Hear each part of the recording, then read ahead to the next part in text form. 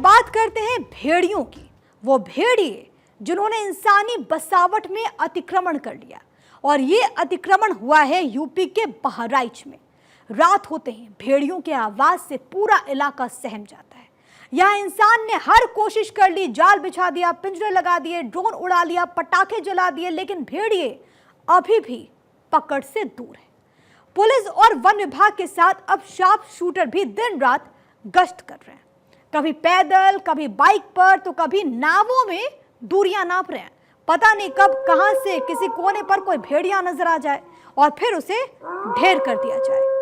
बहराइच के करीब 35 गांवों में भेड़ियों का एक झुंड पिछले करीब 2 महीने से रह रहकर घात लगा बैठा है, बच्चों की जान ले रहा है। वन विभाग ने तमाम जतन करके 6 में 4 भेड़ियों को पकड़ लिया, लेकिन 2 भेड़िए हैं जो कि अभी भी खुला घूम रहे हैं।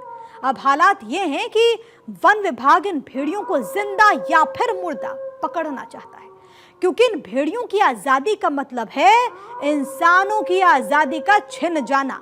लेकिन भेड़िए हैं कि पकड़ में आ ही नहीं रहे।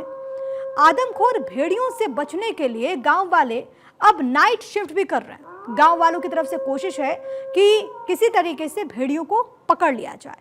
एक घर में अगर मान लीजिए 6 लोग हैं तो उनमें से 3 लोग ही रात में सोएंगे, बाकी के 3 पूरी रात जागे रहेंगे। भेड़ियों के फुट मार्क्स के पोस्टर से बकायदा वहां पर लगा दिए हैं।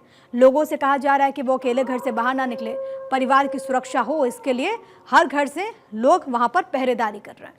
वन विभाग भी लोगों को लगातार जागरूक कर रहा है। बहराइच में भेड़िया प्रभावित क्षेत्रों में लोगों को जागरूक करने के लिए बकायदा वहां पर बड़े बड़े पोस्टर्स लगाए गए हैं। बैनर में भेड़िया, सियार, लकड़बग्घा, बाघ और तेंदुए के फुट मार्क्स यानी कि जो पद चिन्ह हैं वो लगाए गए हैं, ताकि गांव वालों को जानवरों के फुट मार्क्स समझने में कोई कंफ्यूजन ना हो और जैसे उन्हें दिखे वो समझ जाए कि यहाँ पर खतरा है और उसके बाद वो पीछे हट जाए।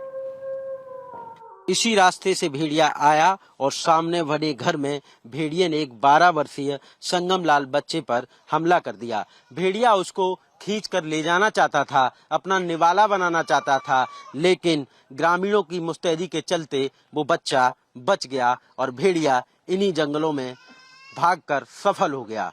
लगातार वन विभाग की टीम इस इलाके को ट्रेस करने का प्रयास कर रही है। तमाम ग्रामीणों से हमारी जो बात हुई, उनका ये कहना है कि भेड़िया इतना खतरनाक था, इतना बड़ा था कि एक बार शिकार करने के बाद भी रात में उसने 2 बार इस इलाके में चक्कर काटे, यानी कि एक बार फिर वो असफल होने के बाद इस इलाके के लोगों को शिकार करना चाहता था, लेकिन गांव वालों की मुस्तैदी के चलते भेड़िया असफल रहा और भागने में सफल रहा।